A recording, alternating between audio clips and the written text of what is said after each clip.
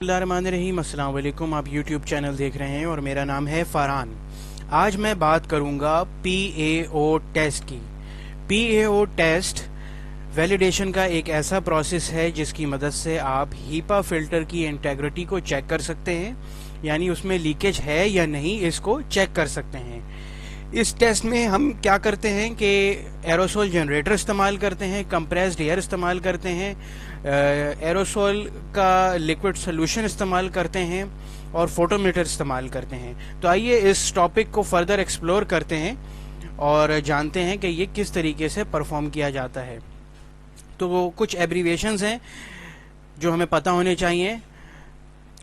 DOP का मतलब है डिस्पर्स ऑयल पार्टिकुलेट। PAO का मतलब है poly alpha olefin. Poly alpha olefin एक नॉन कार्सिनोजेनिक लिक्विड है जिससे एरोसोल जनरेट होता है।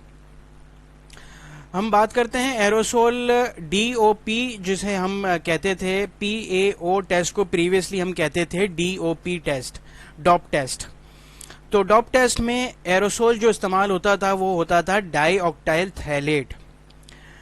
डाईऑक्टाइल थैलेट अपनी कार्सिनोजेनिक एक्टिविटी की वजह से, अपनी कार्सिनोजेनिसिटी की वजह से बैन हो चुका है और जापान ने 2001 में एक गाइडलाइन जो है वो पब्लिश की थी, जिसमें जापान ने बताया था कि ये DOP जो है, डाईऑक्टाइल थैलेट जो है, इसको रिप्लेस किया जा सकता है PAO से, क्योंकि PAO जो है वो कार्सिनोजेनिक नहीं है और हार्मफुल इफेक्ट नहीं देता ह्यूमन बॉडी पे। तो इसलिए इसको रिप्लेस किया जा चुका है, DOP को यानी डाईऑक्टाइल थैलेट को रिप्लेस किया जा चुका है PAO से।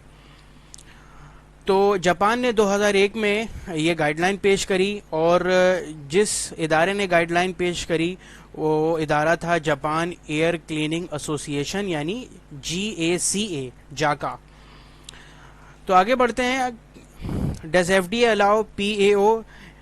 क्या FDA अलाउ करता है PAO टेस्ट को? बिल्कुल FDA अलाउ करता है और FDA ये कहता है कि अगर माइक्रोबियल ग्रोथ नहीं हो रही PAO में तो आप इसको इस्तेमाल कर सकते हैं।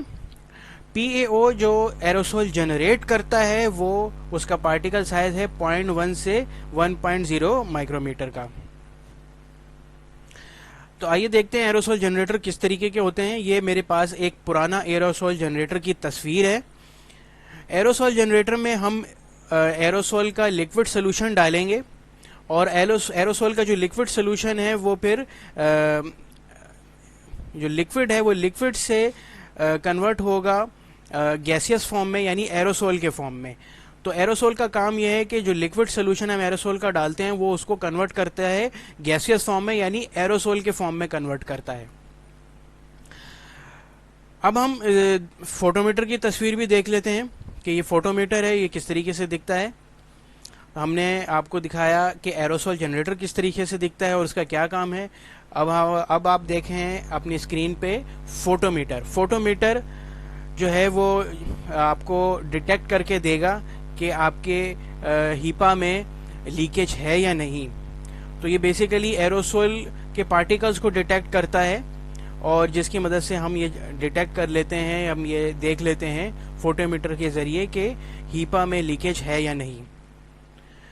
तो कंप्रेस एयर का कनेक्शन भी चाहिए होगा हमें, और क्योंकि एरोसोल जनरेटर में कंप्रेस्ड एयर भी चाहिए होती है तो इस वजह से हमें कंप्रेस्ड एयर का कनेक्शन भी चाहिए होगा। तो आइए देख लेते हैं कि इक्विपमेंट को किस तरीके से यूज़ करना है। तो मेरे पास यहाँ पर मौजूद है, मैं इसको हाईलाइट कर देता हूँ। ये एरोसोल जनरेटर है, इसमें हम इस पॉइंट से जो है वो एरोसोल का लिक्विड यहाँ पर डालेंगे और एरोसोल जनरेटर को फिर हम कनेक्ट कर देंगे कंप्रेस्ड एयर से। तो कंप्रेस्ड एयर हमें क्यों चाहिए होती है एरोसोल जनरेटर में, ये भी बताता चलूँ। जब एरोसोल जनरेटर में हम कंप्रेस्ड एयर कनेक्ट करते हैं तो इसका मकसद ये होता है कि हम एरोसोल जो गैसियस फॉर्म में है एरोसोल उसको हम प्रोपेल कर सकें, हम आगे बढ़ा सकें और हम हीपा फिल्टर तक अपने एरोसोल को पहुंचा सकें।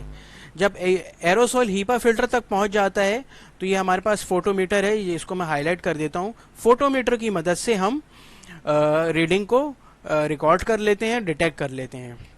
तो यहाँ पर मेरे साथ मैंने ये एक फोटोमीटर की तस्वीर शेयर करी हुई है। इसमें यहाँ पर एक ऑपरेटर आप देख सकते हैं कि किस तरीके से फोटोमीटर से रीडिंग ले रहा है। यहाँ पे ये टर्मिनल हीपा है और ये टर्मिनल हीपा से रीडिंग कलेक्ट करते हुए मैंने एक ऑपरेटर की तस्वीर खींच के आपसे शेयर की है। आगे बढ़ते हैं।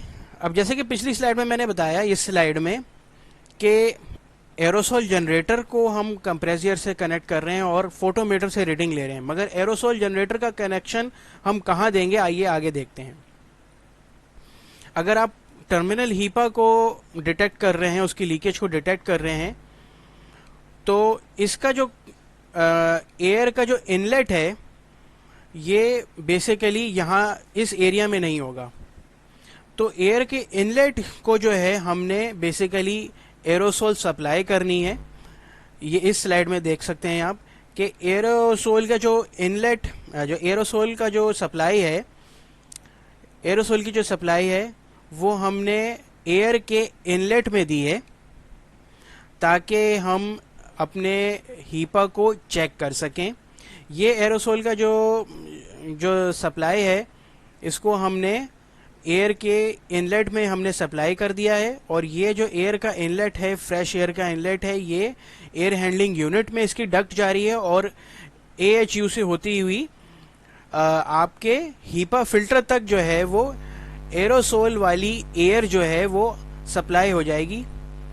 और इस तरीके से हम फोटोमीटर से हम डिटेक्ट कर लेंगे कि हीपा जो है वो लीक है या नहीं।